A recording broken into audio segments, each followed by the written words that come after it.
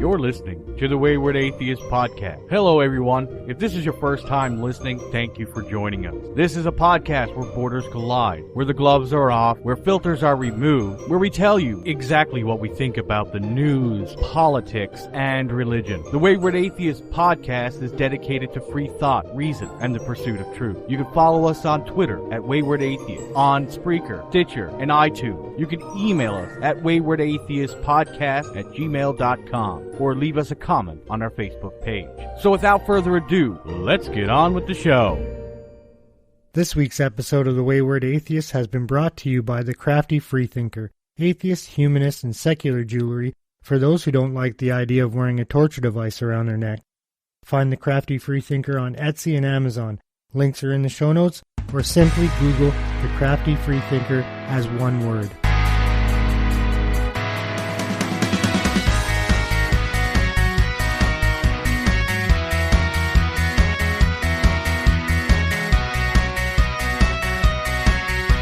Hello and welcome to the Wayward Atheist. I'm your host, Dave, aka the Great White North. I'm Corinne the Yank. And I'm Big Black Gay Dave. And tonight we are joined by Drey Gibson. And where do we know you from, Drey? I don't know. Where do you guys know me from? Twitter? No, I have a podcast, another atheist podcast on SoundCloud. That's kind of brand new. You're about 4 episodes deep, eh? 4 or 5? Yeah, I am, and I'm recording the 5th one later today. You're a machine. Is it daytime where you are? No, it's actually 4:30 in the morning where I am. The sun hasn't come up yet. And where are you? I'm in Germany. Oh, nice. Yeah, you did Deutschland. Say yeah. I had a friend who recently moved there from Toronto. From Toronto to where? Do you know where in Germany? Berlin. Berlin, one of my favorite places. And are you teaching English over there? No. I teach at the American middle school on base, on post. Oh, nice. So how does that work? Are you like an army subcontractor, or are you a serviceman? Yeah. My wife is military. I'm prior service. I'm out. She's still in, and we just kind of been kicking around certain parts of the country. Yeah, that's a sweet gig, though, eh? East Coast. Not really. No, you don't like it? Are the kids not bad? Always. In the middle school? Yeah. No, man. They're actually, it's funny because I was having a conversation, today actually with one of the coaches, and we don't like have fights or, they're not disrespectful because the community here is so tight knit. And, one kid acting up. I mean, they act out, but, we don't have problem kids. We don't have, the problems that you would normally see in an American school. We don't have those problems because it's almost like Mayberry here.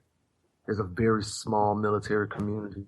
So, and almost everybody knows each other. And especially the kids, they pretty much know each other.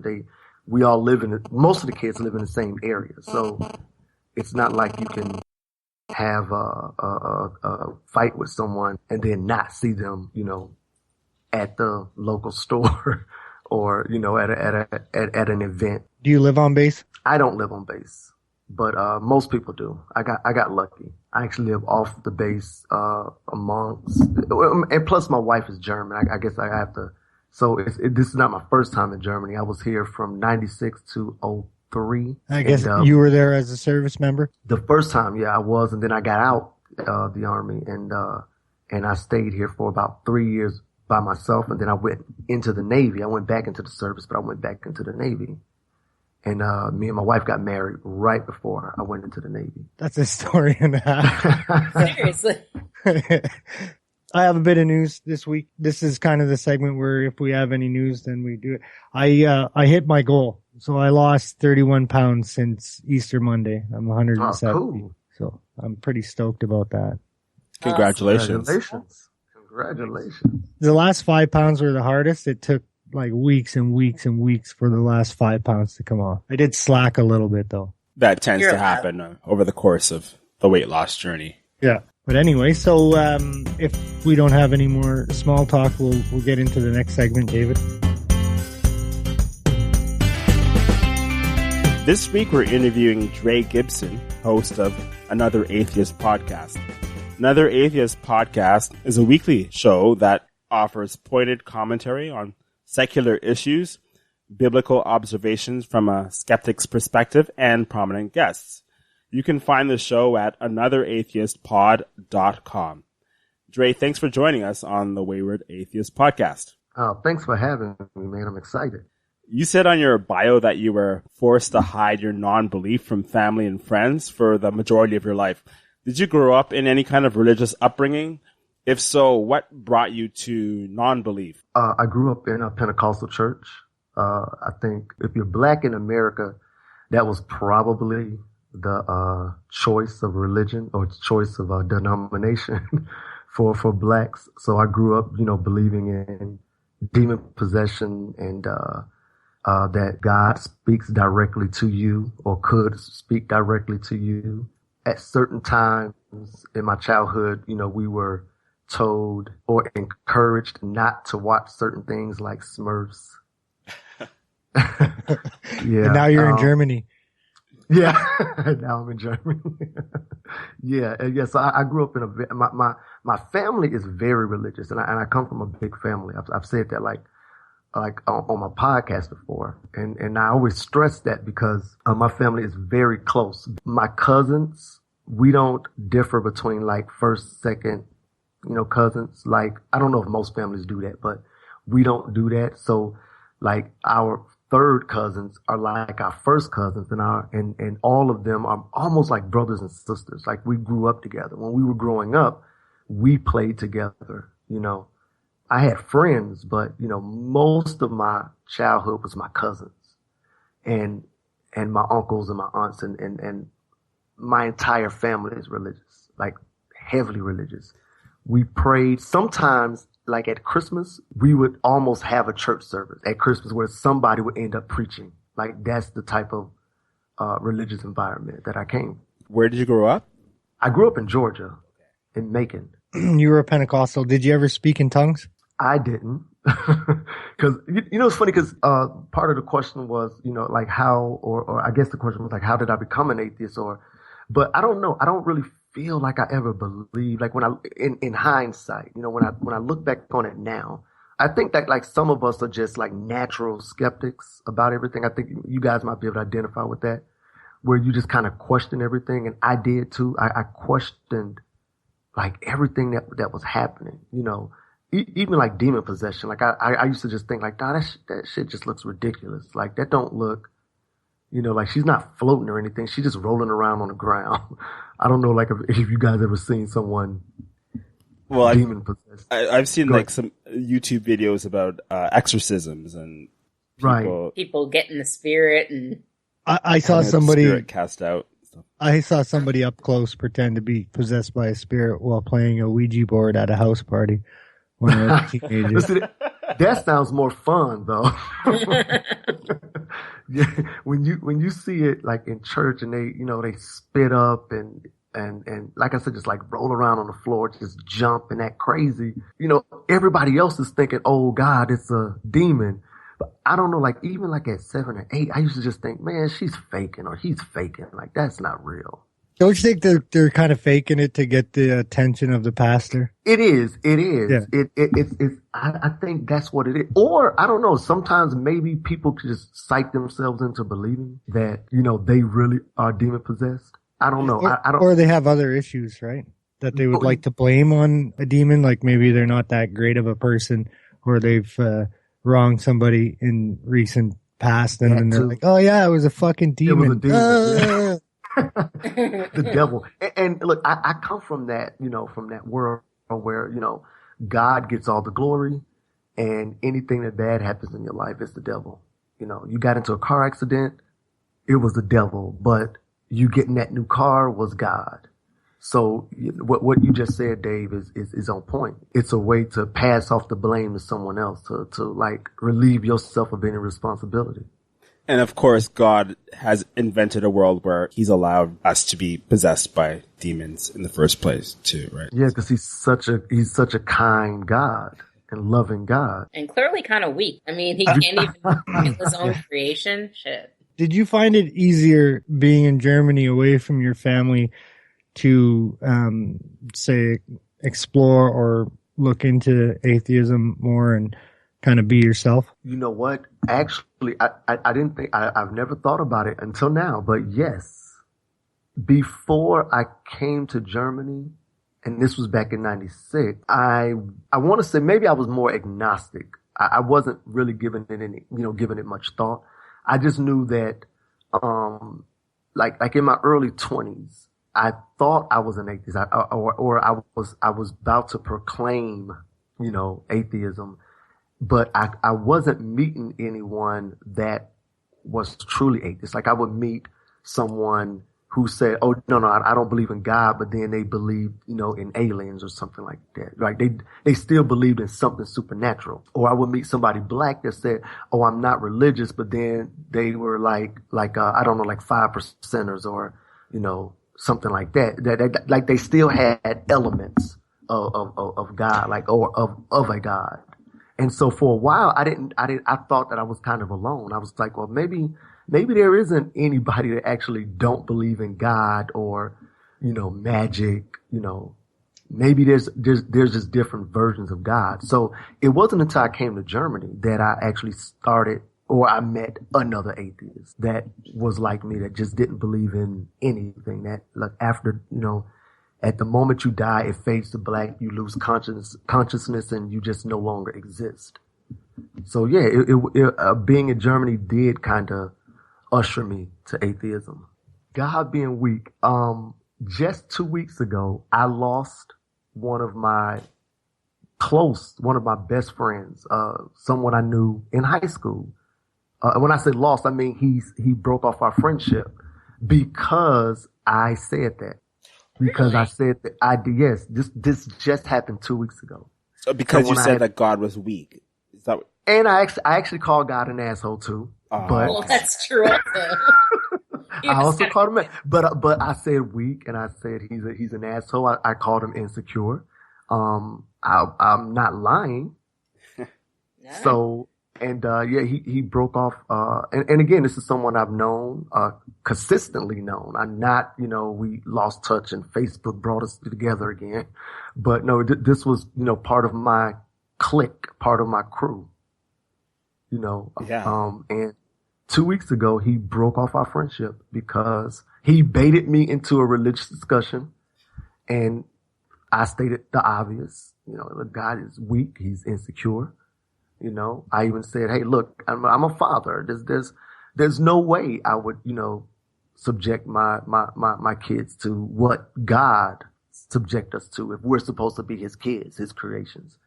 And I said, and yeah, he got very upset. And we have a little Facebook group with just, it's 4 of us, or what it was 4 of us. And, he left the group and he refused to talk to me. Wow. Because I called his guy. And what's really weird is I'm like, it's almost like us having an argument about like if Santa Claus is an asshole, right? Cause he's not real. So I'm like, you're getting mad over something that's, he's this guy, this entity that you defend. He's not even real. You ended a friendship over, again, we could have been arguing about the fucking Easter Bunny. He ended a friendship over who's tougher, Batman or Superman. Yes, he did. He absolutely did. And again, a 20-year, more than a 20-year friendship over who's tougher. But religion does that. Yeah. If he wasn't under the guise of religion, there's no way. Like, you guys are comic book geeks in an argument over which superhero is tougher. You've been friends for 20 years. There's no way that friendship is going to end. It takes the blinders of religion to do that. Yeah. I feel like anyway. Religion can make people who would normally not do something horrible do something horrible. Yeah, people say, "Oh, well, it's harmless." No, it's not. It causes hate. That was one thing at the Reason Rally that I was arguing with one of the religitards about, was that, he's full of hate. Like, everything about them. Like, his shirt said "turn or burn," and it listed every, sin that you're going to hell for. I was like, yeah, that's real love in there, bro. Hell is the perfect means to convert people to Christianity. I always thought. Well, one of our listeners posted a meme that a Christian had posted, and on one side it said atheist, and then it said if an atheist saw a man drowning, they would just not do anything because of Darwinism. They would think, oh, one less weak gene in the herd, go back to eating their lunch. And on the Christian side of the meme, it said, Christian understands that he's made in God's image, so he's put here to help. My answer to that was, if he's actually made in God's image, then he's going to do absolutely nothing but stand there and watch. He's going to ignore the guy's pleas for help. And then after he's drowned and dead, he's going to send him to hell to burn for eternity for worshiping him the wrong way. Exactly. Right. So and if he was a Muslim, they wouldn't friggin' pull him out. No, they wouldn't. They'd let him drown. Let's move on to our next area of questioning, where we're going to talk about being black and being a non-believer. What's been your experience, Drey, in the intersection, I guess, between those two things so far, and what are your thoughts? Being a black atheist, or yes, just being black, just being black in general. It's awesome. Look at this dick. Oh, you can't see it. You can't see my camera. You know what? Being an atheist in the black community is the fastest way to get your ass exiled. And I think the story I just told, about my friend ending our friendship, that's an example. Because, I mean, black people love Jesus. There's a D.L. Hughley, I think, said that in one of his routines, that like nobody loved Jesus like black people. And I think that is true. I know, other groups of people, love God and serve God, but black people have chained themselves to Christianity in a way that no other group has. Like, we wear Jesus on the cuffs of our sleeves. Can I ask you a tough question on that? Yeah. Do you feel like it's that way because back during the slave times, the slaves that did convert to Christianity had it easier, so they tried to follow it more to get more sway with, I don't want to use the term master, but because otherwise I don't really understand why because it was a religion that was kind of forced upon them. Well, and you know what? I mean, that's a good question. I don't know. Let's say that was the reason back then. Mm-hmm. I don't understand why we hold on to it so tight now. Because again, like we're almost radical here. Even like the black people over here in Germany, you can't do anything without them saying, well, God did that. Like I can help someone here, and they will go, God, I knew God was going to send somebody my way today, and I'm like, I know God didn't send that. That was me doing that. This is where my buddy David needs to be kind of applauded for being both a black out atheist and gay and out, because I know in that community both those things are pretty tough. Yeah. No, you are like a unicorn. That's what we actually call him. We actually call him the unicorn. That's what when we first brought him on all the you show. Need to be now is a Republican. Sorry, did you say I have to be a Republican? No, so all you have to do now is add Republican to that, and you can. Yeah, you're right. That would be a whole new dimension to my. He thinks Republicans are hot. Oh yeah, he does. He has a thing for Paul Ryan. Whatever. What was meeting your first atheist like? How did that play out? Oh, y'all about to get me in trouble because the first atheist I met was my ex-girlfriend. Oh shit. Never mind. Thank you. So whose couch can I come sleep on? No, but that is true. The first atheist was a girl that I dated actually right before I married my wife. Actually, who I left for my wife. She was the first atheist that believed in absolutely nothing, like I do. Because it's weird because sometimes I'll meet someone who claims to be an atheist, but they're not, they're not a skeptic. Right. They still subscribe to something. They believe in the supernatural or Right. What I just call like just still believing in magic. And, they still believe that somehow, we continue to exist in, if it's not an afterlife, it's another realm, or, they believe in a pre-life, or, just something like that. And like I said, my ex was the first person I met that was absolutely atheist. That, it was the first time I heard someone say it and was convicted in it. And I was like, oh, and even, we were together for a while, and even it was still probably towards the end of our relationship that I was still able to say, you know what? No, that's exactly what I am too.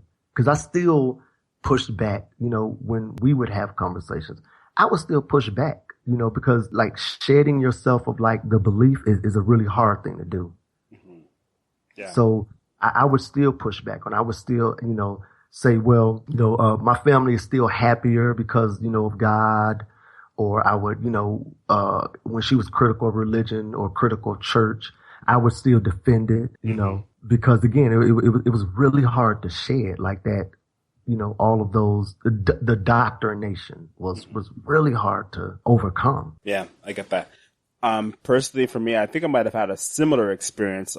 I dated somebody who wasn't really explicitly atheist, but he definitely made me think about reality, right? He was an evolution, a Darwinist, and I had assumptions going into my worldview and while we were dating, and he reminded me, yeah, evolution, science, the real world is there. Right. And you really have to sort of switch your mind to start thinking about these things, and you start to clue in, and it's, I guess, those types of relationships that you kind of remember and sort of treasure and say like, wow, this is a transitional stage, and now I'm thinking about the world in a different way. Right.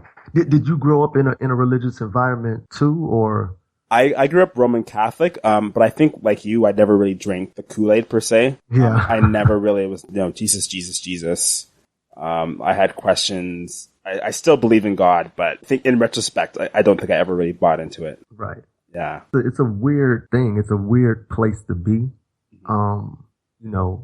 If you can't imagine having to completely rewrite your belief system, it's a hard thing to understand. In fact, I got a question for you. Do you think that everyone is able to do that though? Do you think that everyone is able to, like no matter how many atheist podcasts comes out, no matter how many Sam Harris's and Hitchens, we have, and no matter how much we promote science and reason, do you think everyone is just mentally capable of rejecting, religion?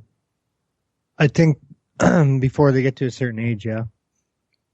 And it shows, the data shows that like as our societies progress, the younger and younger is where the larger groups of atheism or atheists are.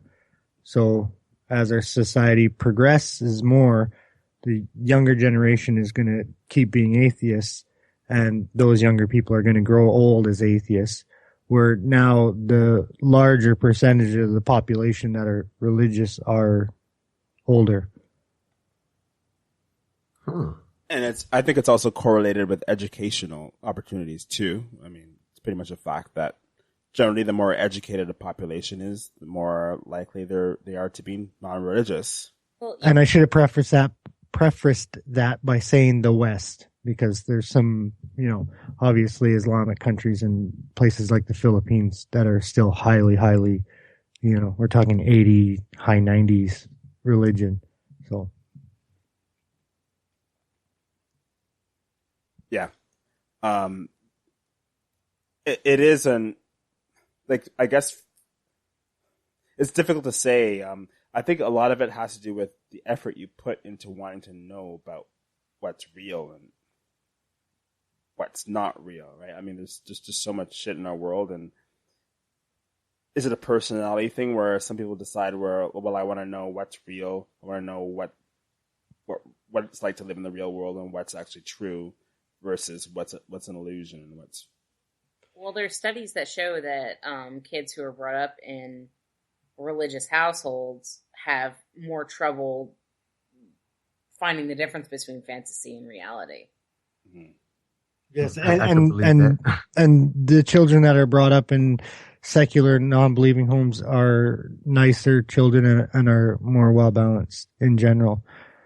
I mean, it was a smaller study, but there's been studies done in a lot of these areas that, are leaning towards that. But then again, there's a lot of studies about a lot of stuff, so I always take these studies with a grain of salt. But but the believing in having trouble, defining fantasy and reality, that really is a symptom of it. Because I see it in my family. So you also come from a religious family?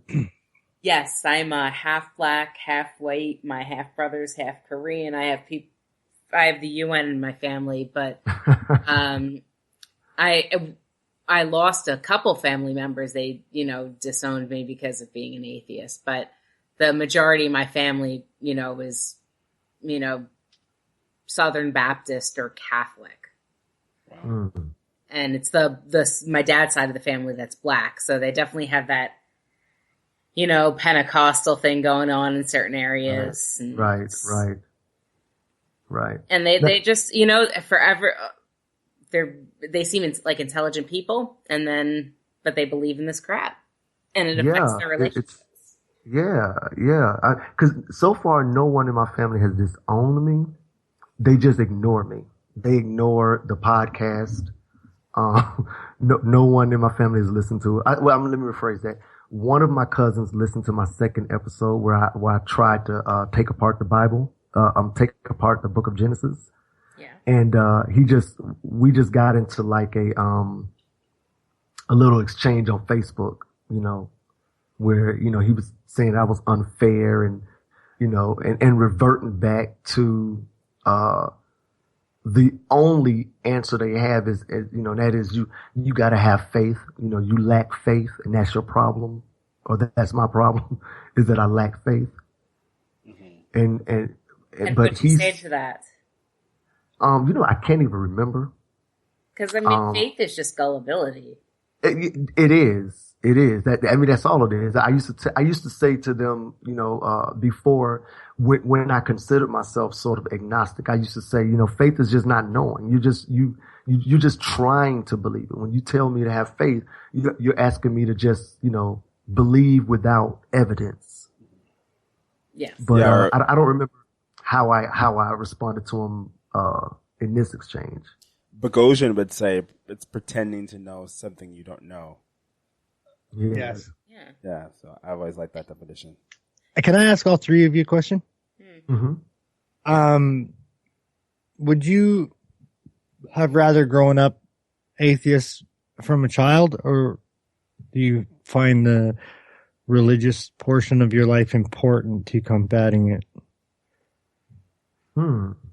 I'd rather have grown up atheist as a child. I've always envied people who said they've never believed from the get-go, because there's just so much baggage.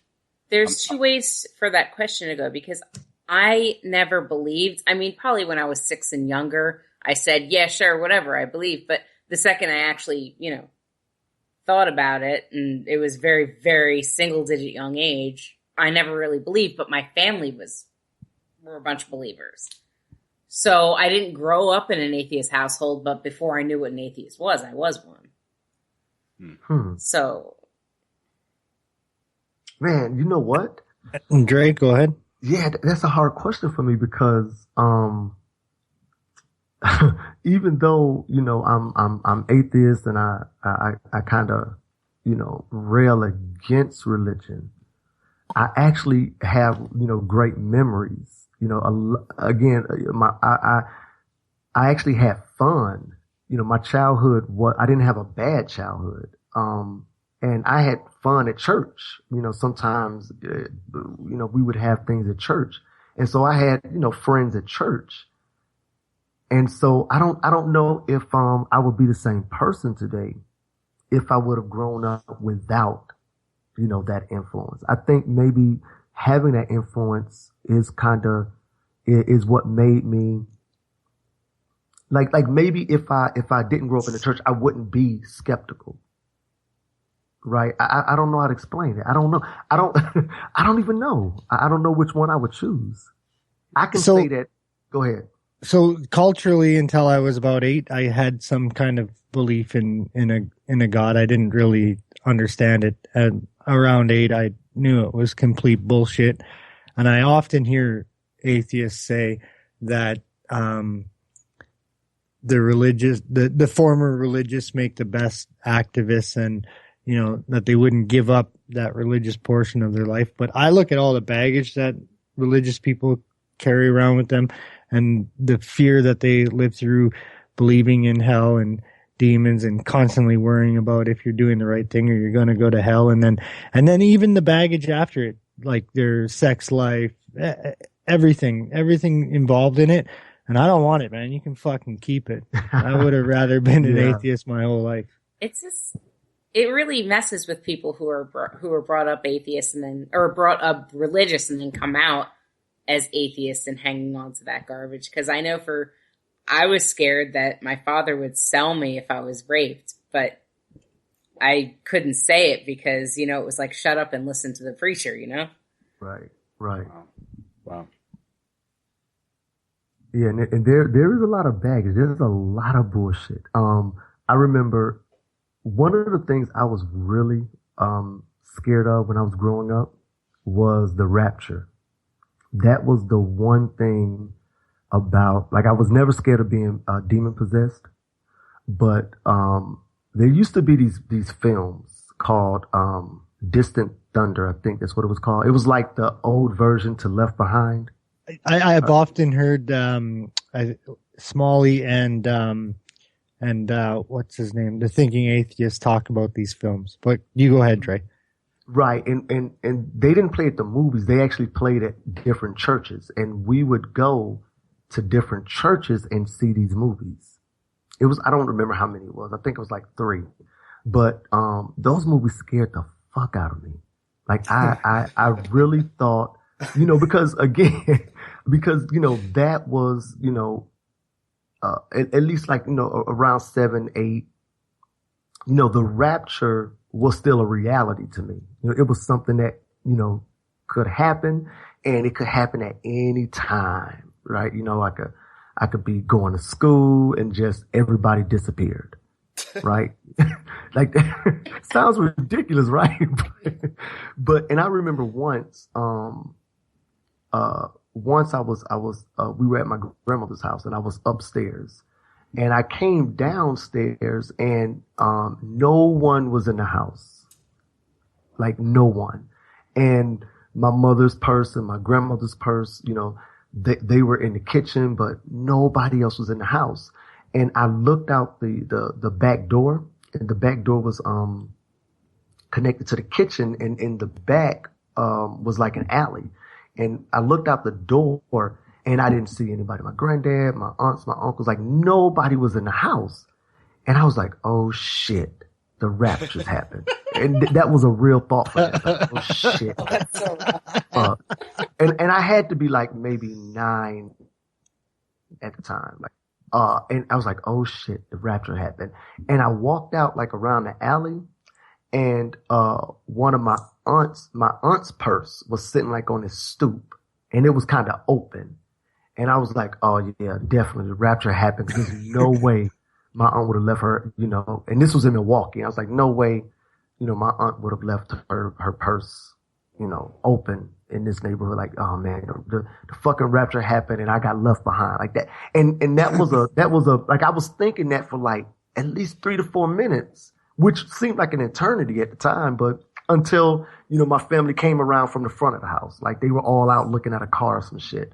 But, I always think about that moment like, man, that was a really fucked up time, a moment for me to think that my entire family had went up to heaven and I was left behind. Wow. So yeah, there is baggage. Yeah, there's definitely baggage there, but I still don't know if I would, change it, because again, I still had, a great childhood. Take out the religion part, and I still had a great childhood. I don't know. Yeah.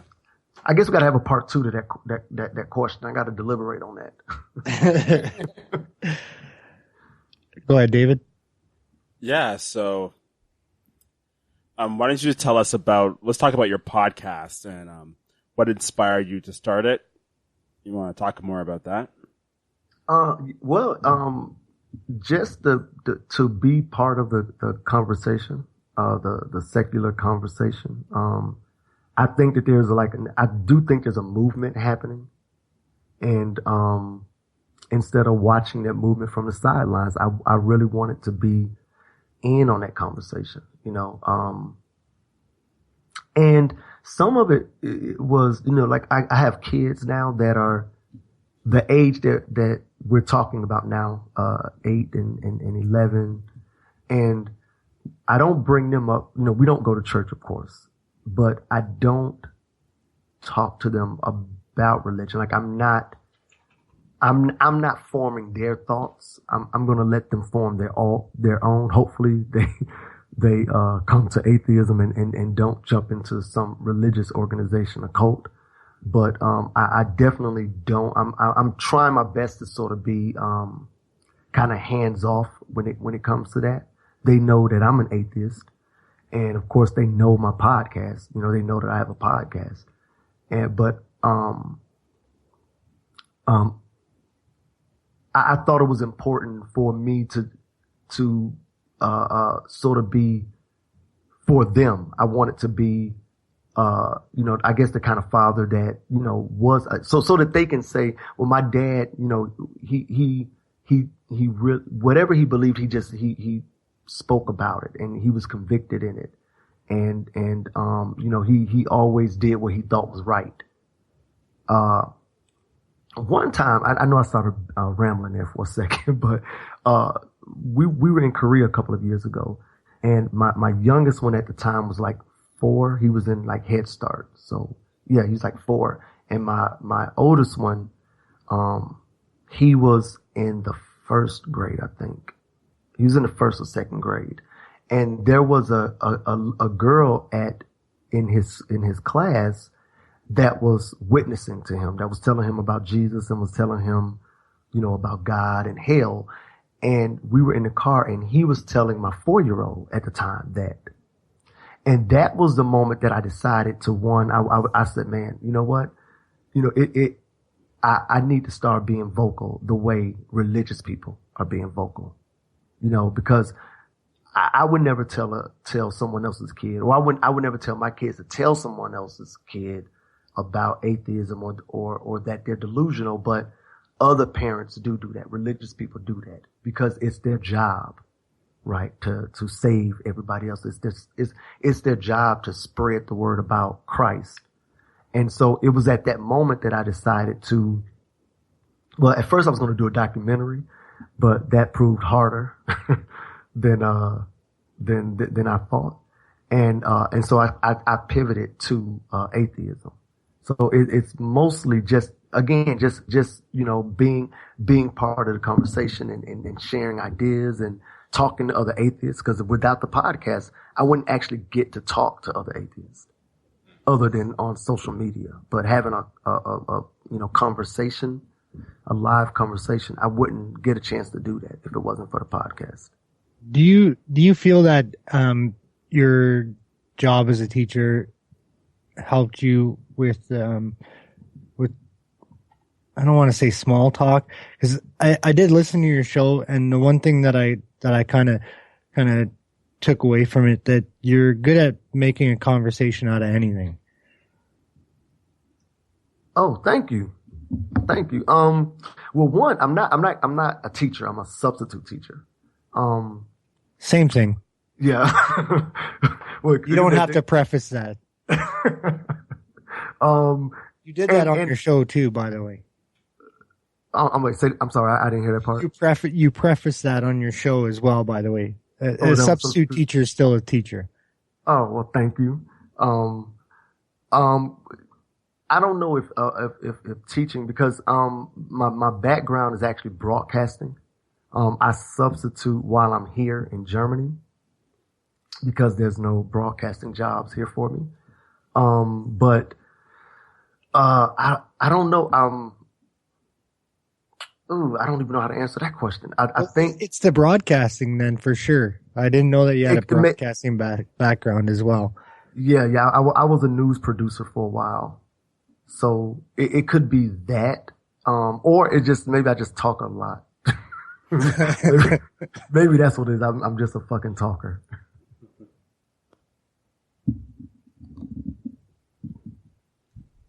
All right. Does anyone else have any questions for Drey in this interview portion? Yeah, I will. Hang on. Oh, go ahead, Corinne. I actually have one odd question about Germany because I don't know anybody who lives in Germany. Okay. And my niece was born there, but then was moved to America. Like, you know how they have the KKK in the U.S.? Do they still have, like, Nazi supporters over there in Germany? Yeah, they do. I haven't seen anywhere I live now, but when I was here before, I would see quite a bit of Nazis, and they look just like the KKK, with the shaved heads, and they wear, they look like skinheads. Okay, skinheads. Right. Yeah. Okay. Right. Not like the KKK, but look like skinheads, with the shaved heads, and they would wear leather jackets and, the dark clothes. And they would look at, me like they wanted to hang me if they could. I don't know. I don't think that lynching, I don't think is part of German history. I've never read anywhere where someone was lynched in Germany. Yeah. They'll just put your ass in an oven instead. Right. But yeah, they look like they would look at me like so much better. Right. But yeah, it's here. It's definitely here, but it's not as prevalent as it is in the States. Okay. It's racism is well, I don't want to say it's out of control in the States because obviously we're progressing, but it's still more prevalent in the States than it is here. At least for me, it is. Someone else might tell you something differently. Right. So my last question is, you on your latest episode, you had your idol or your I don't want to say idol. I can't remember the word you used for it on the show with the two girls. Mm-hmm. Are you talking about the Prince or? Yeah. Okay. So your guess that I'm using the wrong word. Two girls broke up? No. Earth Girls are easy. And then the guy that was on there from Naked Diner, Jack.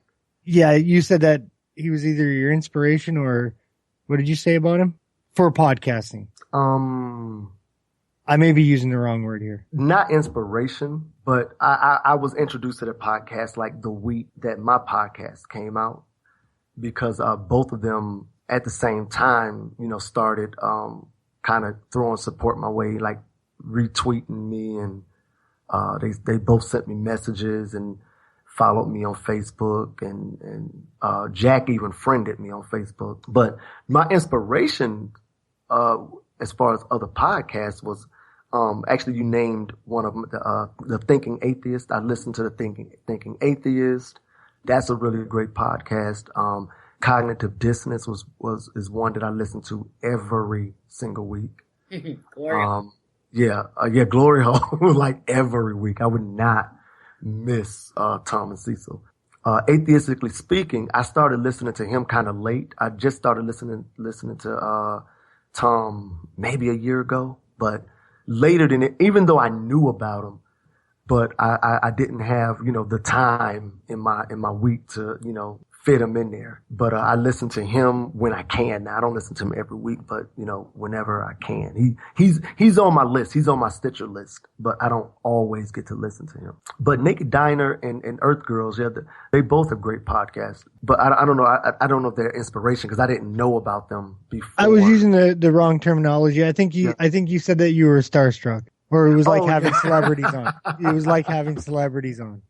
Yeah. You know what? But actually, I'm feeling that now, though, because it's kind of weird because, I've listened to you guys, and then to be talking to you is kind of weird. Like it's kind of nerve-wracking almost. Like I'm nervous, because I'm like, oh man, they're talking back. Because I'm listening to you almost the way I would listen to you, if I was down here on my computer working on something, and I'm just listening to you guys through the speakers, but now you're answering back to me. That's really fucking weird. Right, Drey. You know what? The two of them are Canadian, so they're fake. So you're really only on the person.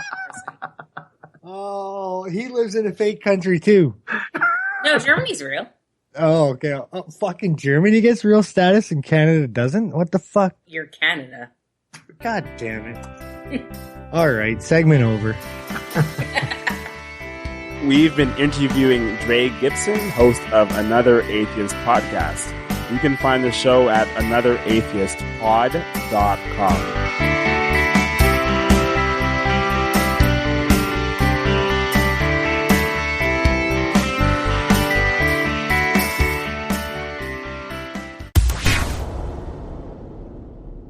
Hi, I'm Ron Reagan, an unabashed atheist, and I'm alarmed by the intrusions of religion into our secular government. That's why I'm asking you to support the Freedom from Religion Foundation, the nation's largest and most effective association of atheists and agnostics, working to keep state and church separate, just like our founding fathers intended.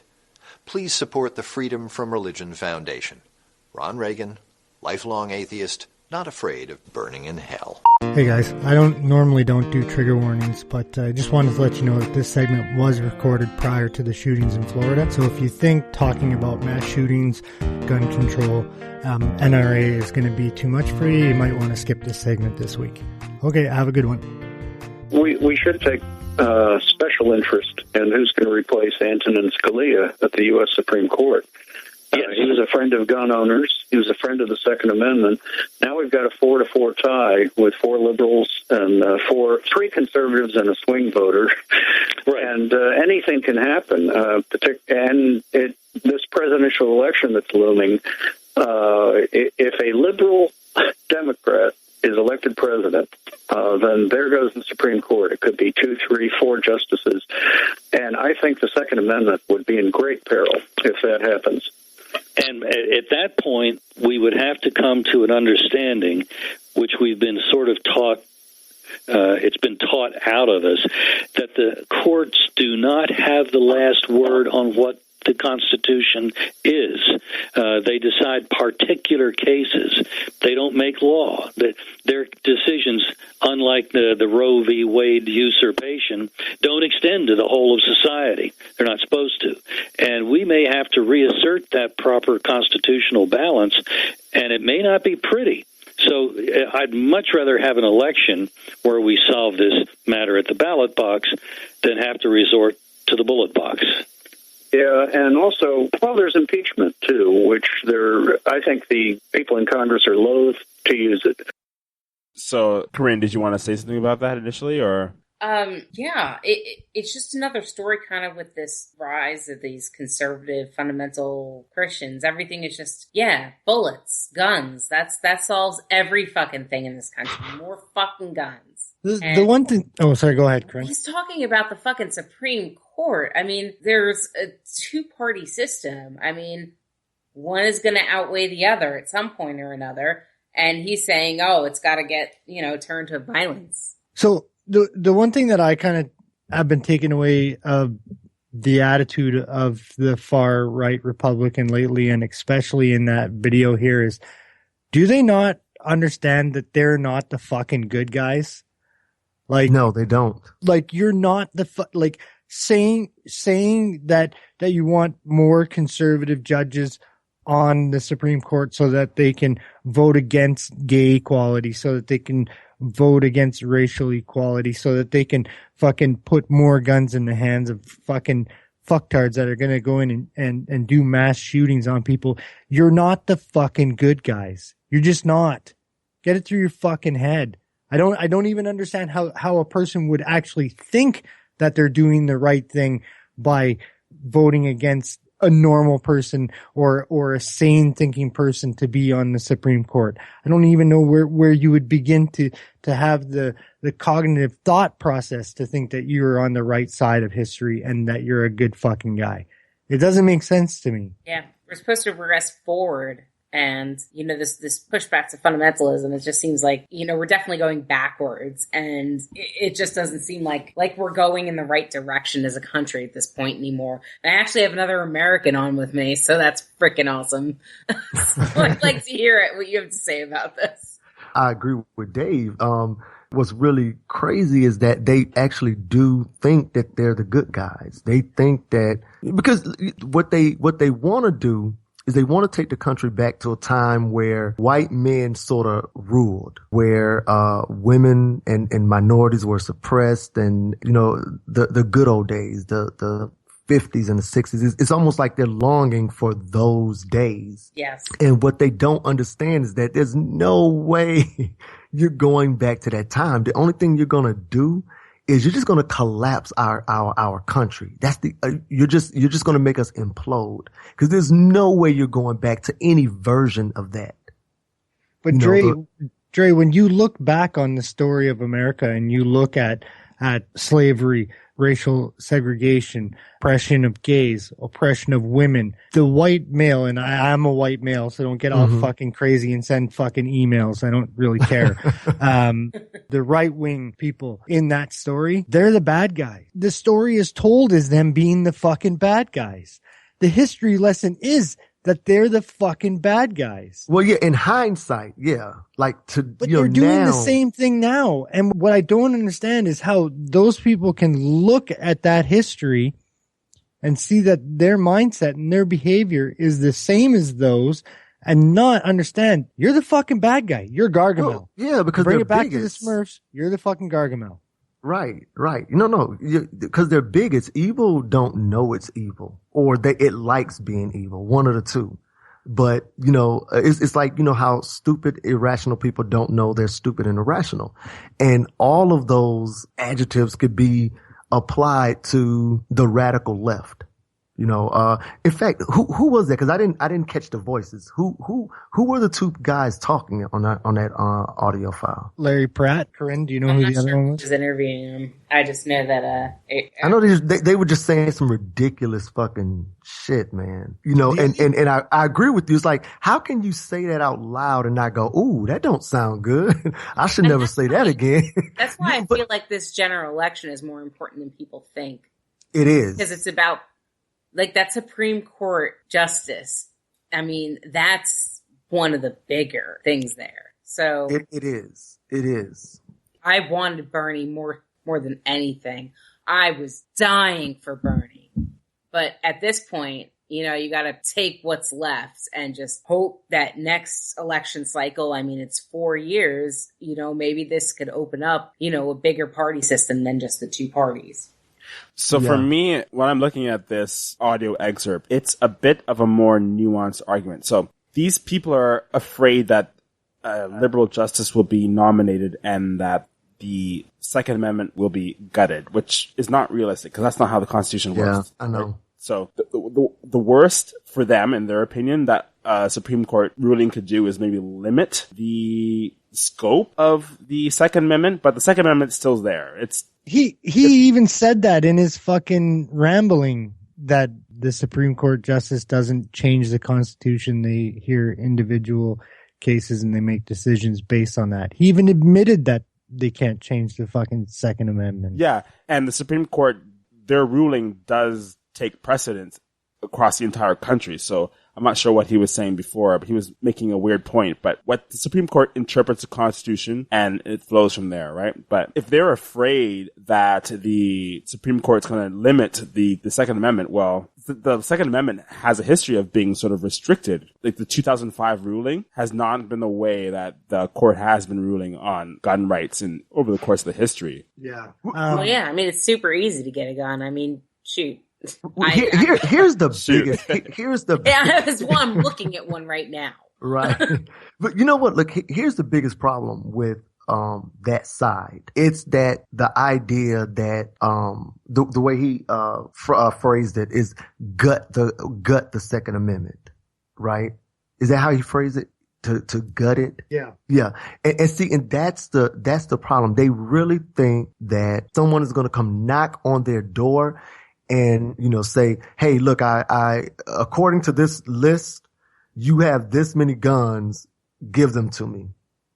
Right. This is, you know, this is that irrational thinking. And they play to, you know, the ignorance in America. Like people, you know, because here's the thing, people don't really understand our government. You know, everybody that's screaming, the Constitution, Second Amendment, they don't really understand our government. Most of them never even read the fucking Constitution. Exactly. They don't know. They've never been to a fucking museum. They have no idea, but it just sounds good to them. It sounds good to rail against something. It sounds good to cause they just want to shoot shit. You know? Yeah. I mean, if Sandy Hook didn't cause more gun control to happen, then nothing is. Right. Did you guys see Obama on Question and Answer the other day? Oh, it was the PBS thing? Yeah. Why then do you and Hillary want to control and restrict and limit gun manufacturers, gun owners, and the responsible use of guns and ammunition to the rest of us, the good guys, instead of holding the bad guys accountable for their actions? First of all, the notion that I or Hillary or Democrats or whoever you want to choose are hell-bent on taking away folks' guns is just not true. And I don't care how many times the NRA says it. I'm about to leave office. There have been more guns sold since I've been president than just about any time in U.S. history. There are enough guns for every man, woman, and child in this country.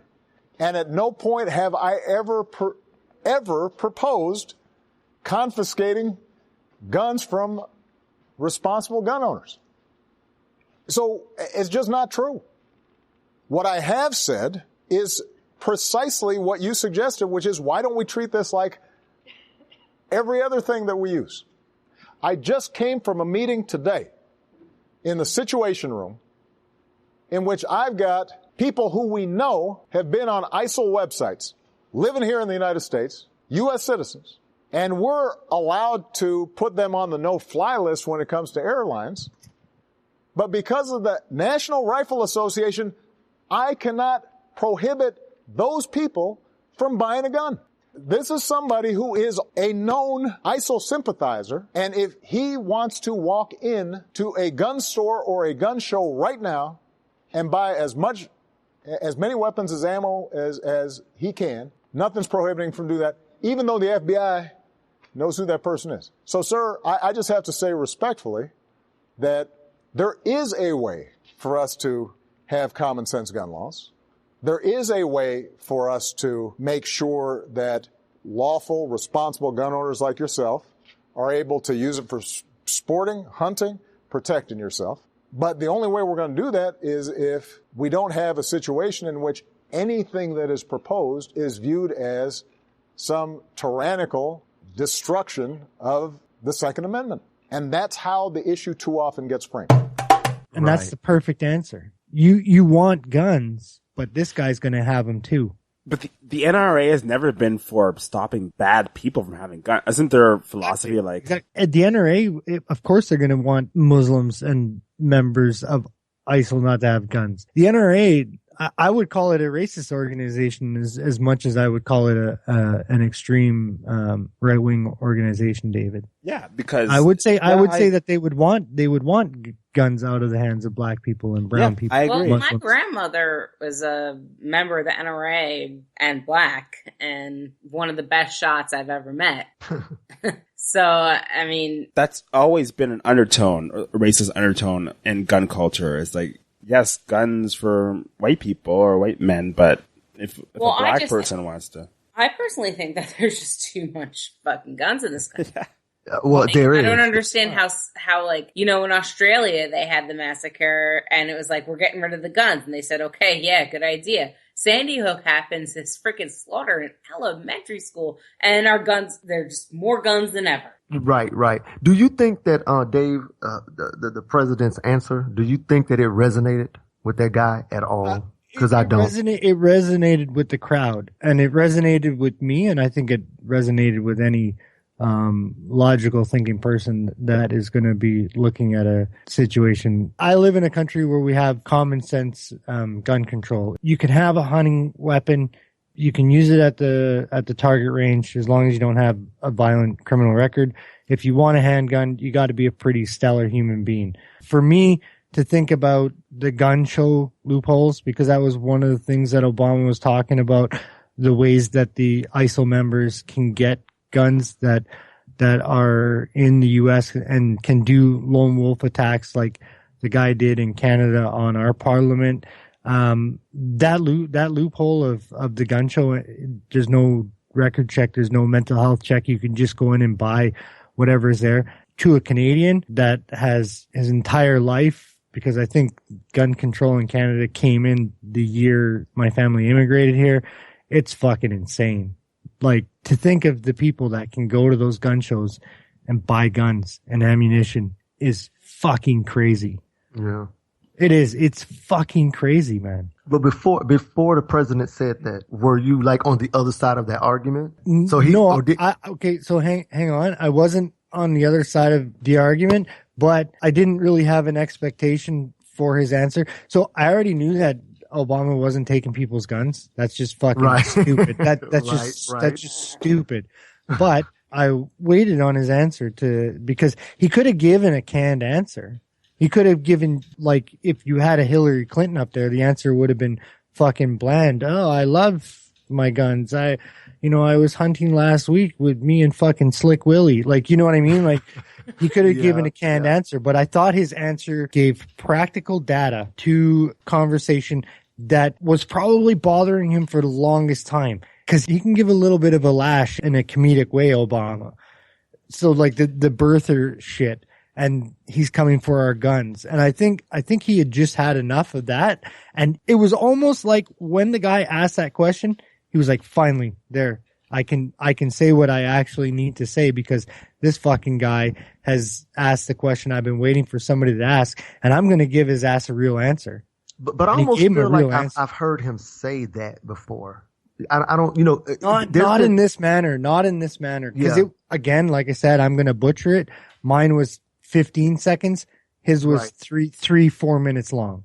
Right. But the gist of it is I'm going to give you the common sense answer. The common sense answer. And we need common sense restriction and common sense ownership in the U.S. I'm not trying to take the guns from law-abiding citizens, but we need a reality check in this country, and we need to move forward with common sense. And just because you want all access to weapons, all these fuckers get access to all the weapons too. So we need to scale this back and have a common sense approach. Because I do think that Obama's a logical thinker. I agree. As an American gun owner, I literally only bought the gun, and I haven't even taken it out of its fucking case, is to go to the range and shoot it there. And I barely even do that. Like, if somebody said, give me your gun, everybody's getting rid of the guns. I would gladly give it up. Here, take it. Right. I just didn't want to have to pay to rent the gun every time I went to the range. Going back to the audio excerpt, my take on it is that I find that right-wingers tend to talk on really general terms instead of really a nuanced aspect on the issue. Oh, that's so true. If a progressive SCOTUS comes in, likely the discussion is going to be about responsible gun control, not gutting an entire amendment to the Constitution, right? So speaking about the Second Amendment being gutted in such a way, it's basically a right-wing scare tactic, right? It's getting their base riled up in fear and galvanizing them, right? And getting them stoked instead of really talking about what really needs to be done. Yeah, I agree with you. Sure. Yeah. Well, the people in charge don't really want the gun owners to know what it really is. I mean, responsible gun ownership. They don't want responsible gun ownership. They just want to sell a lot of guns. That's true, because that definitely hurts I mean, any type of gun control hurts the bottom line of the gun industry. Nobody's trying to take away the guns. I don't understand why gun control is such a hot button issue. So it's because they're not thinking rational. That is why. Like, that side, they're not a rational thinking group of people. Because if they were, and I guess this was a point I was about to try to make, Dave, when I said, like, there's been a couple of times in Obama's tenure that he said things, twice or three times, and it just doesn't seem to resonate on that side. Like what you just, I guess, paraphrased is the right term. Like I've heard him say at least something like that before. Yeah, where it resonated with me because I'm not a racist fuck. See, I guess that's the point I was about to make. Like, he said it and it resonated with you, but you're a thinking person. But the guy that I had the argument on Facebook with a couple of weeks, it's not going to resonate with him. He doesn't even want to hear that.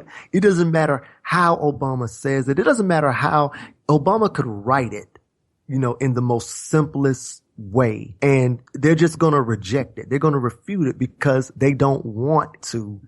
They want to believe that the government is going to knock on that door and go, hey, give me all 7 guns and every bullet in your house. They want to believe that. It's just like, not to take this back to Christianity, but it doesn't, that's why arguing with, a theist is pointless, because they want to believe in God. They want to believe that nonsense. And so does the right. They want to believe that Obama is the most evil person in the fucking world, and that liberals are godless. All of those things they want to believe. That's why they tune into Fox News, because it just reinforces that belief. Agreed. Yes, they don't want to know the truth. They're happy. Yeah, they don't want to. After the Bundy thing happened, and during the Bundy thing, they all squawked about how the feds were coming for the guns. They're coming to take your freedom. We're fighting for patriots and American freedom. 2 weeks after the Bundys were in jail, nobody talked about it ever again. Everybody still has their fucking guns. Chill the fuck out already. They're not trying to take the guns. Like, it's impossible at this point, the way that the system of gun sales has been set up in the U.S., for them to even attempt to start taking the guns. Yeah. They have agree. Logistically, it is impossible. There's more guns than there are people. They have a program in Los Angeles where they kind of had the same program in Toronto and a couple of the other big cities here. They'll give you cash, no questions asked, or a cell phone or a camera or whatever it is. You bring in your weapon, they'll exchange it.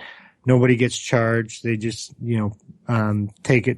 take it from you at that point. But I think moving forward, it doesn't hurt not to have more guns being put into that system, right? Because eventually things get old, things break, and over time, you may seem to have less guns, and maybe the culture will start to change as well if there's more restrictions on buying guns and it's not as readily available in the future. Like right now, things aren't going to change that much with gun control, other than the fact that not more guns are being put into the system at the pace that they are now.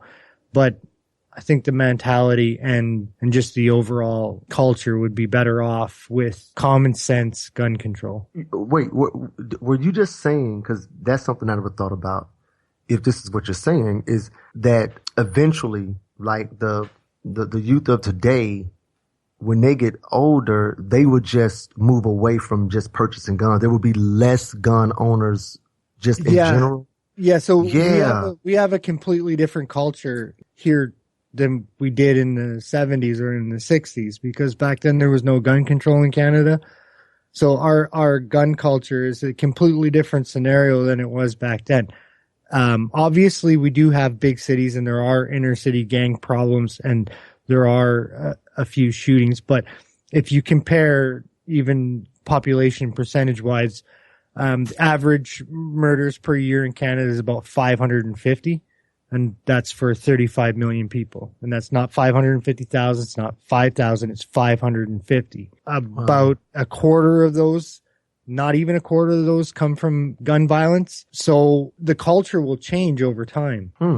U.S. culture is different than Canada's because we kind of have more of the British system, but I'm telling you that it will change over time because I actually think that too. I guess I never thought about that, but I think that can be a possibility, that just over time, the same way that over time our society just became tolerant and more acceptable, to homosexuality, the same attitude, the attitude towards guns will shift. Well, you can see it. You can see it most recently in Australia. Corinne brought it up earlier. So I don't know if you know this, Drey, but they had like a really bad mass shooting. And after the mass shooting, the country got together and they had a vote. And they're like, guns or no guns? And people are like, no fucking guns, because they were upset about the shooting. Everybody turned in their guns. Now they have no more gun culture. And that's recent, like, 15 years. So it can change. It can change. You just need to put the laws in to change it. Do you think that for America, do you think that it could change without laws? Do you think that just No, I don't think I don't think at this point, because you have the kind of libertarian spirit, and I don't want to call it libertarians too bad, but it's like you have that fucking anti-establishment lone wolf fucking me my guns pew pew attitude there right now. So I just it would take, I guess it could, but it would take a lot longer than it would if like I said, a common sense gun control, because I'm not anti-gun. I'm not like take all the guns. Nobody should have any guns. I just don't think it's right that any Joe Blow can go into a gun show and buy an automatic or a semi-automatic and do whatever they want with it. Right. And I don't think automatic should be sold, period. I don't think. And as long as you're voting for that, then you have to admit that you think your want of having weapons is more important than human life. And to the people that are dying in these mass shootings, and to the people that are the black youth that are killing each other in Chicago, and the toddler that accidentally shoots her dad or whatever, you have to be okay with that in order to keep the laws the way that they are now. Because there's no way that you can get around that. Because if you're fighting against gun control, then this is what you're fighting for. Mass shootings, toddlers shooting their dads, gun violence in Chicago. That's what you're fighting for.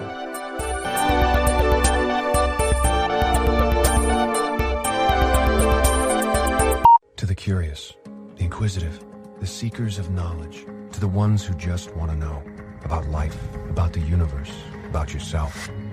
Not cute questions, big questions, ones that matter.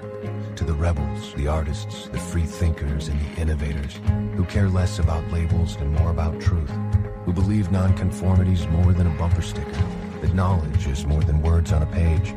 You're young, you're old, you're powerful beyond measure, and the fuel of that power is not magic or mysticism, but knowledge. The things you see, the things you feel, the things you know to be true. Sure, some will doubt you. Let them. Dare to think for yourself, to look for yourself, to make up your own mind. Because in the eternal debate for answers, the one thing that's true is the power of logic.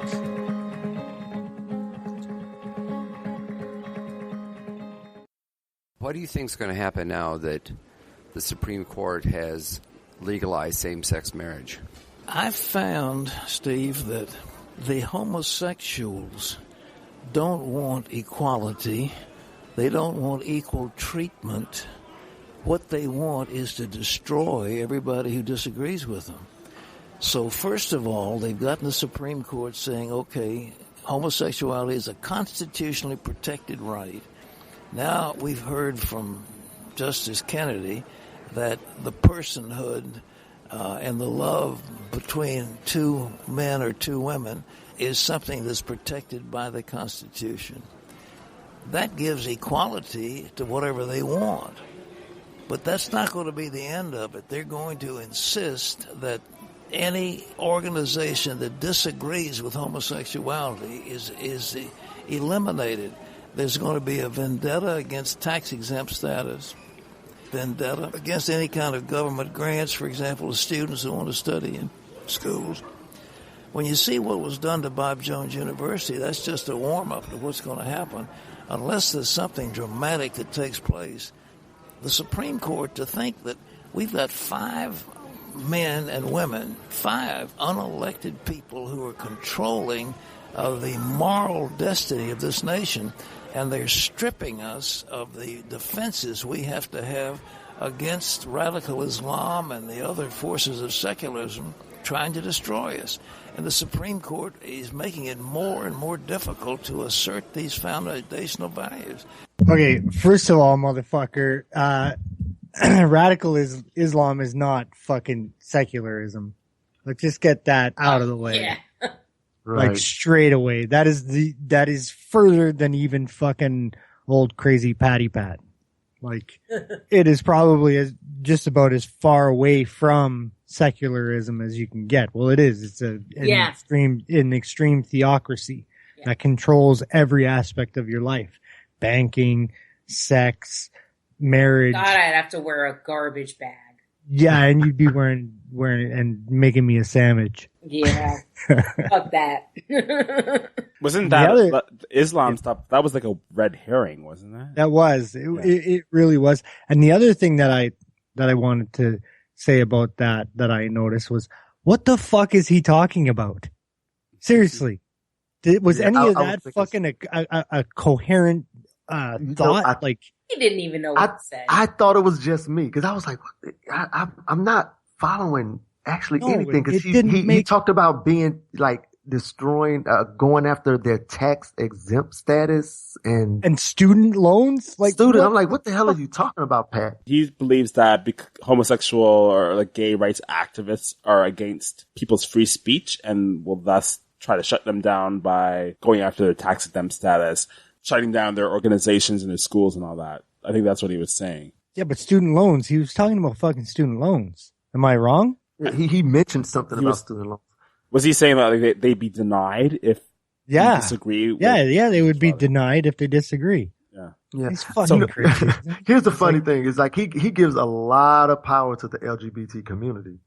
Like I don't think that they're that. Like whoa, because when he was talking, I'm like whoa, man, like he's acting like they're like 60% of the country. They're a very small minority, in the U.S. And I don't think they have that kind of power, Pat. And to be honest with you, I kind of wish they did, because everything that he mentioned isn't a bad idea. And to destroy everyone that disagree with them, that's not really a bad idea to me. To get rid of the tax exempt status of churches that make, billions and billions yearly, that's a really good idea to me. Oh yeah, it's a fantastic idea, but it's a minority inside of a minority, right? Right. Because lesbians are already like women, minority, and then say transgender people as well. It's a minority inside of a minority that doesn't really have that much power. They have a loud voice and big black, gay, Dave, black, gay, atheist, gay, big dick. Apparently. Well, I mean, he's black, obviously. Well, my issue is like homosexuality is. Sorry. I'm sorry, Dave. Because Corinne, because you kind of said that twice tonight about blacks having big dicks, and I hate to disappoint you. That's not across the board. All right. Well, in my experience, it's not. You can ask a lot of girls I've been. It's not across the board. Some of us are just average. Oh. I don't know. I like to perpetuate the illusion. That sucks. I'm sorry, Dave. Keep going. Sorry, y'all. So what I was saying is like homosexuality is not something to be quote unquote disagreed with. Like it's a part of biology. Yeah. It exists in the animal kingdom. Right. We are animals too. It's like denying that we have nerves, or denying that, I don't know. I can't think of an analogy, but it's like denying something fundamental about existence of being Homo sapiens or living on the earth. So, sorry, Pat Robertson. It doesn't work like that. Like, what I had in the picture that I had in my mind when he was talking, it's like, have you guys seen, what's those movies? With Kate Beckinsale, where she's like a vampire and there's werewolves in it. What's it called, Corinne? Underworld. Oh, the Underworld. The old fucking vampire that they're feeding blood into to try to get him to come back to life, and he's all like a shell and his skin's all fucking hanging off and he's all gnarly looking. That's what I think of when I think of fucking old Pat Robertson. Cause he's an old cunt too. Like, there's no getting around that. It doesn't even, and half of his, like, the whole thing was incoherent. Like, it was just a bunch of words. I'm wondering if he's like senile now, and somehow they hide it. Cause if you watch him, when he's talking, he just sort of sits there, kind of slumped. I don't even know if he knows where he is or what he's doing. He's just like regurgitating, shit that he said 20 years ago. He's an hour a weekday, hour each weekday to spew his shit. Like, I just can't believe that. Yeah. There's probably like an earpiece in his fucking ear, and Scott Lively's in the background. Yeah. Fucking gay Nazis.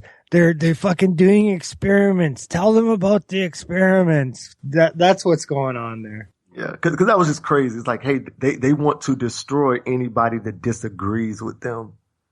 Like, that is crazy. Yeah.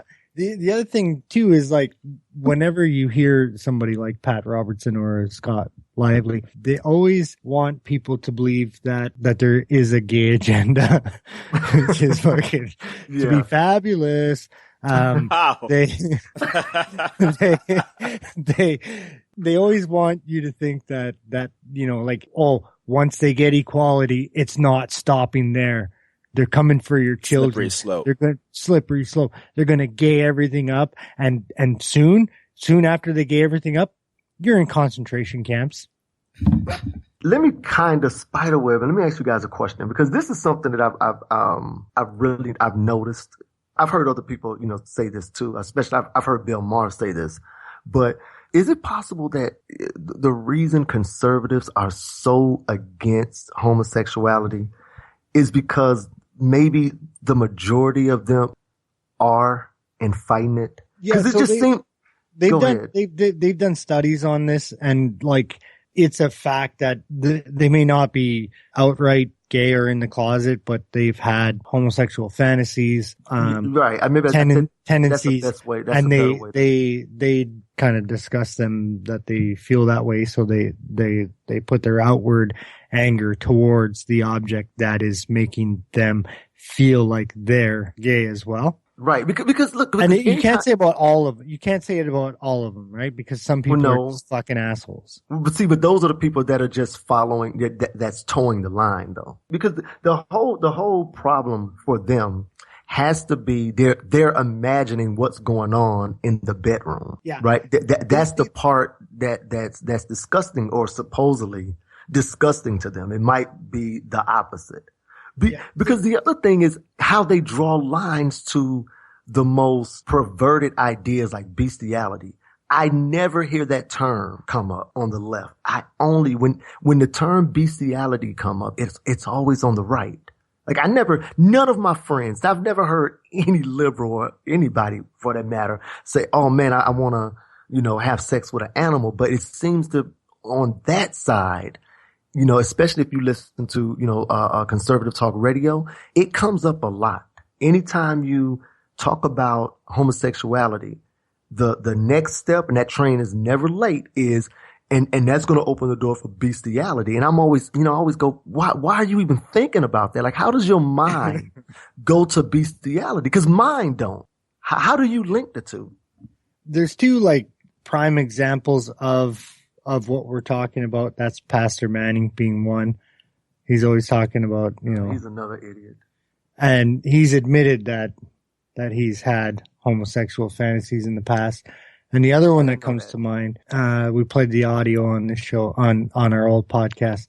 The other one that comes to mind is Michelle Bachmann's husband, the Gay. That's who I'm thinking about. He is the gayest fucker, and there's nothing wrong with, so don't send emails to David. He's the gayest guy ever. Like, he's super effeminate, but yet he's preaching pray the gay away. But it's so obvious that he himself is repressed. There's an element of those people that you kind of feel sorry for them, right? I guess it's hard to tell who the outright haters are and who the people that are protesting too much and have secret fantasies and repressed feelings. But geez, with your religion shit going on, with your conflict and your cognitive dissonance, you're living with your delusions. It must be an anguishing experience for these people to... Shit, living with Michelle Bachmann would be an anguishing experience. I mean, just the very fact that you especially for her homosexual husband. The very fact that you hate yourself so much that you have to like legislate to make LGBT people's lives harder. Yeah, well, if you're super religious, though, David, you're like, I don't want to go to hell. Gay is wrong. Yeah. You're trapped in the delusion. You're trapped in this. You're like rock in a hard place delusion. You don't know where to go, and it must be such a horrible experience for these. The person I engaged with at the Reason Rally, he was completely the indoctrination was just so apparent. He's just spouting out what he knows to say. And it's almost kind of sad because he was probably told, this is the right thing to do. But he had this, smug, shit-eating grin like, I'm awesome. I know what's right. You're going to hell. Fuck Pat Robertson, the old fucking cunt. His dick don't work. That's why he's mad at gay guys, because he sees them out having a fucking great time. But I'm not going to lie. I'm going to miss him when he dies. He ain't going to die. You're wrong. I mean, you don't even have to write anything. Like, if you write comedy sketches, all you got to do is play some Pat Robertson. You know what? He is going to die, and he's going to die on camera. He's not going to fucking die. Oh my God, that would make my world. He's going to die. He is going to die in mid-sentence and they're going to be on right-wing watch. It's going to be on a right now. Pat Robertson died years ago. It's a reanimated fucking corpse that they fucking pull the fucking crazy Weekend at Bernie's shit. Scott Lively that's controlling it. Fucking Scott Lively joystick. And you know what? Not only is he going to die on camera, but right before you die, you know how like you're delusional for a second because you're dying. He's going to say something really crazy and against like something totally off topic. He might. I've been gay this whole time. Yeah, he's going to say something like that. Like you're going to say something like, that's a beautiful dick, and then he's going to die. I sucked the dick last night, but no homo. Yeah, right. Fuck that old stupid bitch that's on the show too. That's always like, right, Pat, right. She reminds me of the fucking of a puppy following a bigger dog, just waiting for him to give directions on where to go. Anyways, anybody else have anything to say about that? I'm with you. Fuck Pat Robertson.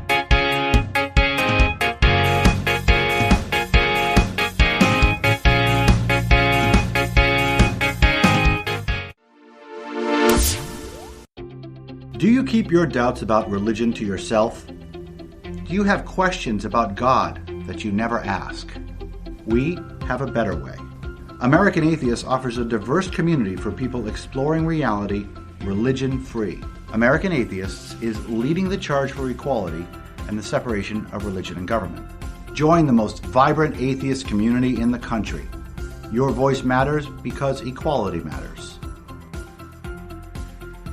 This is Big Black Gay Dave, and this is your Big Gay World for June 10th, 2016. On this week's news, a French couple loses a court battle to have their pre-national marriage equality marriage recognized, and Ukraine hosts its first Pride. Our first story comes from Gay Star News. A French gay couple who were married by their town's mayor before marriage even became legal in France have lost a legal battle to have that marriage recognized. Stéphane Champin and Bertrand Charpentier, a couple from the city of Bègle near Bordeaux, had originally been married in June 2004, almost a decade before France passed same-sex marriage. The ceremony was conducted by Bègle's mayor, Noël Mamère, against advice from the city's registrars. Their marriage was registered in the city's official books, but it was declared void a month later by a court after France's Director of Public Prosecutions filed a lawsuit against Mamère's decision. After France's highest court refused to accept the legality of their marriage, Champin and Charpentier filed a lawsuit with the European Court of Human Rights in 2007. Despite France opening marriage to gay couples in 2013, and the lawsuit dating back to 2007, the European Court only made the ruling on the 10th of May 2016, with the final decision being published this week, June 9th. The European judges dismissed the couple's claim that France breached their rights by canceling their marriage as, quote, manifestly ill-founded, end quote. The justices also insisted that EU legislation couldn't be used to force countries to grant marriage equality, setting an important legal precedent. Referencing the ruling on Schalk and Kopp v. Austria, a similar case from 2010, the judges said the European Convention on Human Rights was, quote, too general to impose the obligation of opening marriage to gay couples on contracted states, end quote. The court argued states remain free under Article 14 to decide if they offer same-sex couples full marriage equality or just civil partnerships. Our last story is from the Toronto Star. Around 1,000 people turned up on Sunday for Ukraine's first major gay pride march, which was held amid tight security measures in the capital, Kiev. Authorities allowed gay rights marches when the new pro-Western government came into power after the 2014 revolution, but earlier gatherings have been small and have come under attack from far-right groups. The Kiev City Police cordoned off 9 streets and closed 1 subway station Sunday to ensure tight security and prevent clashes. A few anti-gay activists did get in, however, although they were not violent. Ultra-nationalist radicals who have threatened to disperse the march were watching it from the security perimeter, lined with riot police. The Ukrainian police chief said that law enforcement was following ultra-nationalist groups and detained 57 people before and during the rally. Last year, a gay pride march in Kiev was canceled less than half an hour after it began, as right-wing activists pelted the marchers with smoke grenades. And this story is an optimistic and encouraging scenario in the Eastern European nation after the tumultuous occurrences of the last few years, especially in a nation where the Orthodox and Catholic churches have a firm stronghold. Progress in Ukraine for LGBT people is still a work in progress. This is a country that decriminalized homosexuality in 1991, passed employment anti-discrimination laws in 2015, yet has constitutionally banned same-sex marriage and has banned joint adoption by same-sex couples. And that's your Big Gay World for this week.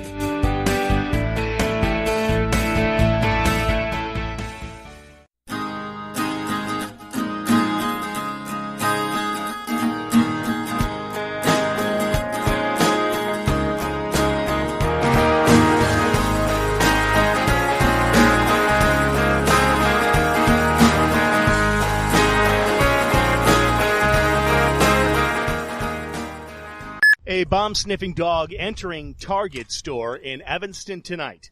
Earlier, a small explosion occurred in the woman's bathroom.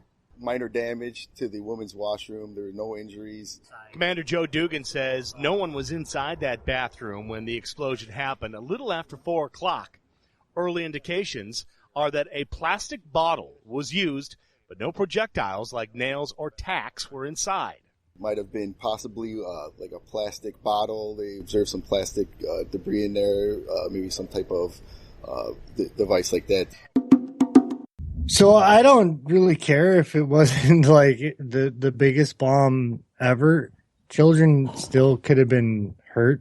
If you're targeting a washroom because you're supposedly worried that children are going to be hurt by a trans woman, and you're setting bombs off in the woman's washroom, somebody help me out where the logic leaps there. There is no logic there. Yeah. Isn't it consequential of this type of rhetoric? Violence, like we already have adults patrolling washrooms already, right? For fear of trans people being in there. The very an adult man to go into a woman's washroom to patrol for fear of trans people is exactly what they don't want to have happen, right?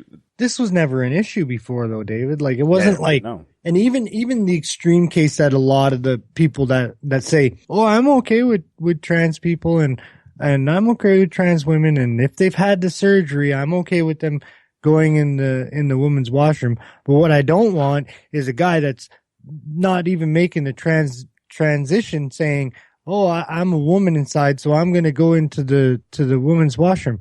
That has never been a fucking issue. That doesn't happen. It doesn't fucking I mean, happen. if somebody's a rapist, they're going to go freaking, it doesn't matter. They're just going to walk in. Like, I mean, I've met trans men, and if I saw them walk into the women's room, I'd be like, you're a dude, get the fuck out. I mean, it's a ridiculous fucking argument. And the bomb going off in the washroom, even though it didn't hurt anybody, it is the legislators and what is that team of lawyers, David? What are they called again? Is it Liberty Council? Oh, yeah. Those fuckers that helped Kim Davis, right? Yep. So they're behind the washroom thing. It's your fault that a bomb went off in the washroom. Yeah. Because if you guys didn't bring this shit up, it's your fault that trans women are being attacked in the washroom. It's your fault that crazy fucks are going into Target and screaming fucking, you're all going to hell, you're burning in hell. It's your fault that people are arguing over this because it wasn't a fucking issue. Yeah. It was a non-issue that you guys turned into an issue because and David pointed this out to me, because you lost gay marriage. You lost gay marriage, so now you've moved on to this. And fuck you for that. Yeah, agreed. Yeah. Again, it wasn't an issue at all.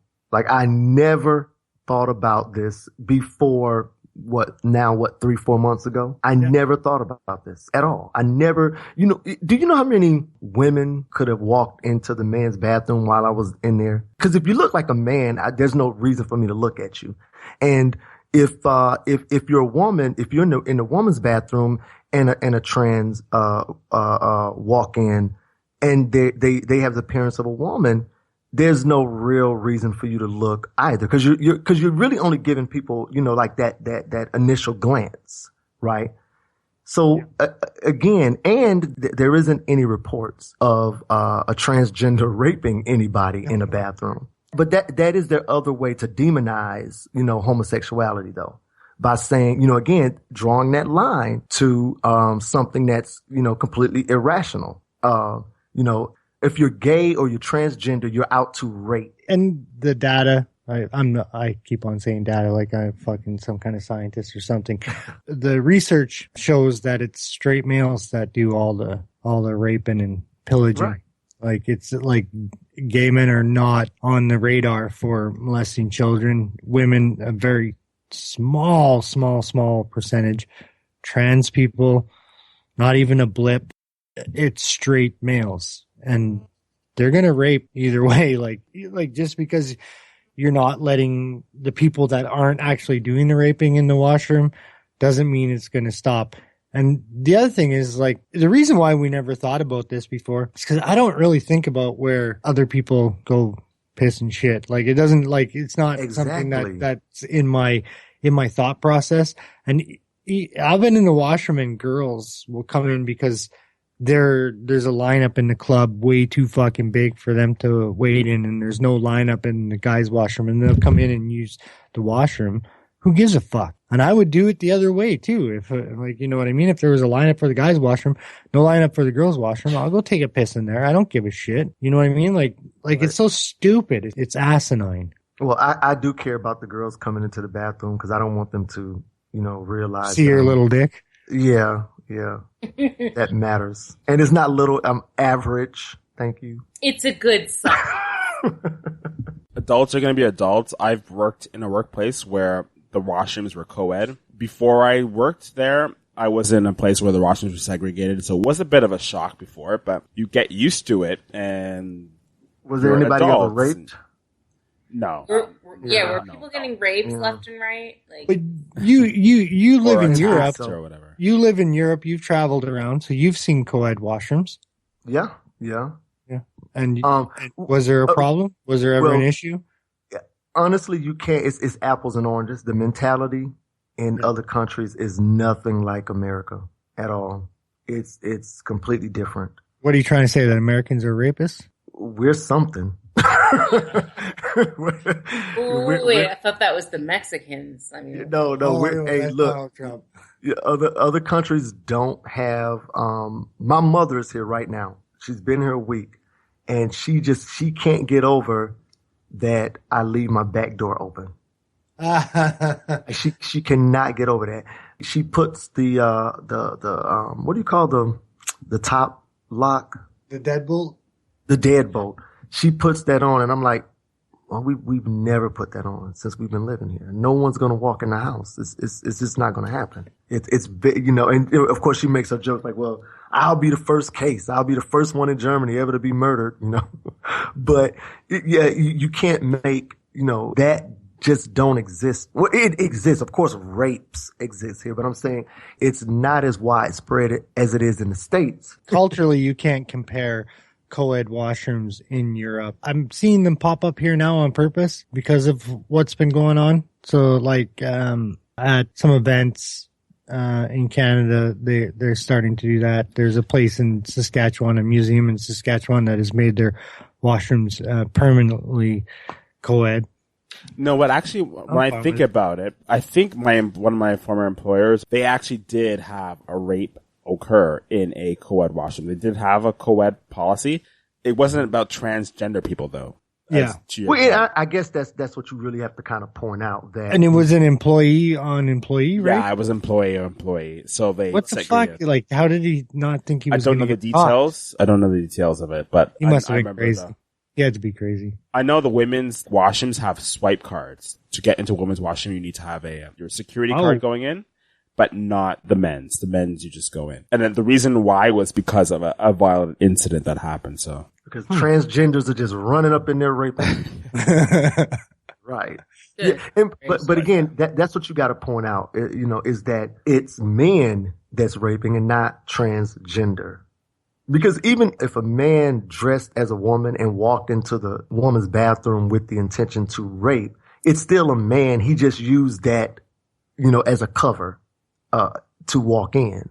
Yeah, so you make a solid point. Yeah, it's not a transgender raping. It's a man dressed like a woman so that he could enter the bathroom, undetected.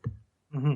And he could have used any disguise and got exactly. him at home, police uniform or a plumber's uniform, and got into their house and done the same thing. And that's called normal crime. Yeah, you can't take away somebody else's freedoms because a crime may occur. Right. You know what I mean? Yeah. It's right. Like, and the same, I hate to keep making this, about my dick, but I don't want the same way I don't want a woman in the man's bathroom. I don't want a transgender. That feels like a woman.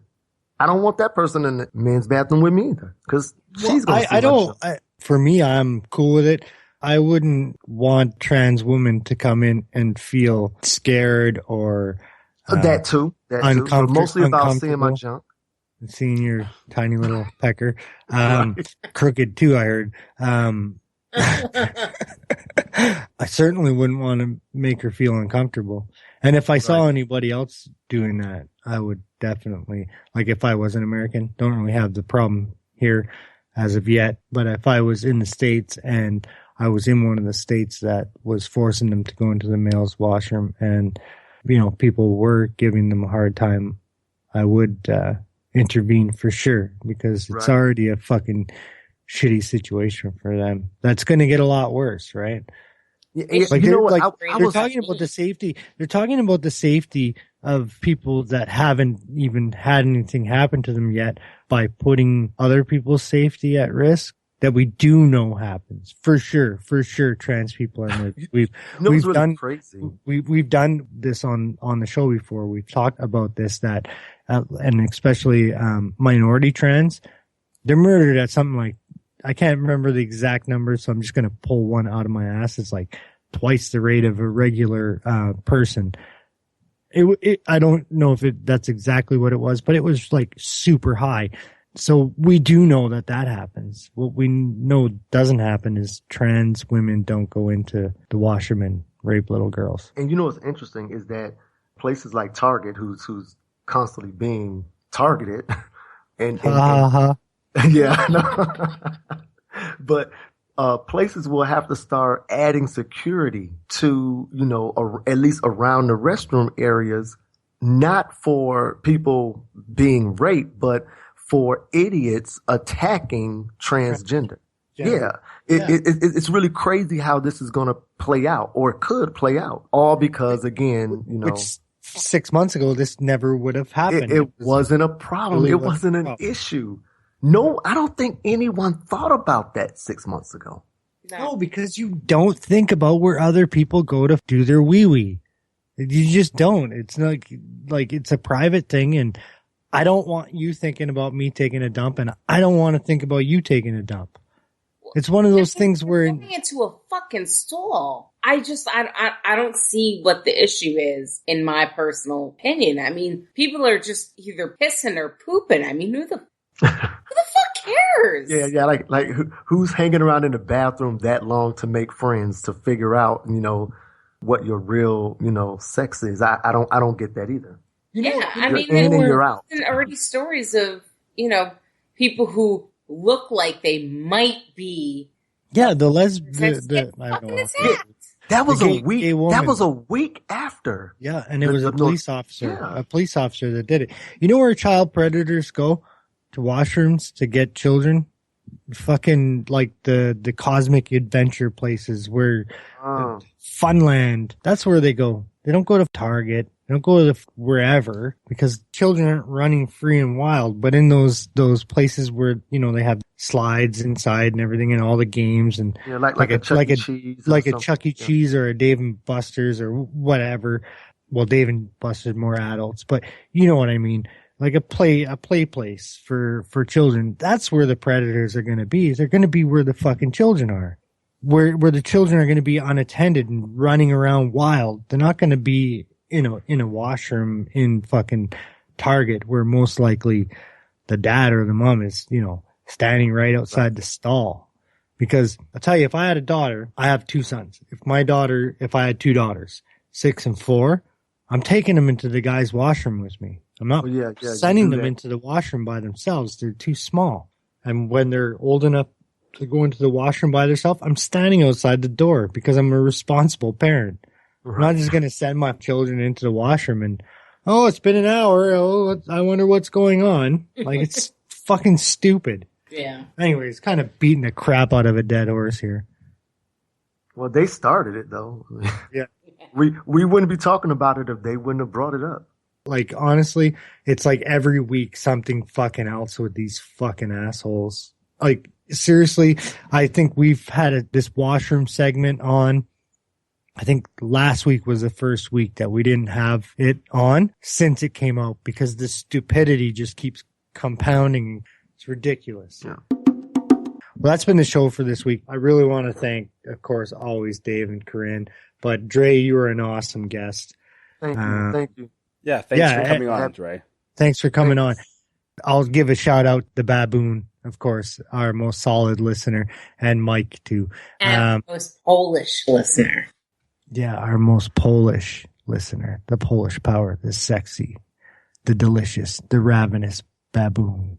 And go ahead and plug your show, Drey. Okay, well, you guys could find my show at another-atheist-pod.com. From there, you could follow me on Facebook, follow me on Twitter. I'm at Atheist Pod Show, or on Stitcher, SoundCloud, iTunes. Corinne, plug the Lucifer's Ladies. Go ahead. You can catch my other show, Lucifer's Ladies, with Ms. Ashley from NRR, No Religion Required, and Susie Robbins from the Barroom Atheist. Our show drops every Friday at 12 a.m. Lucifer's Ladies at gmail.com and on Twitter and Facebook and all that shit.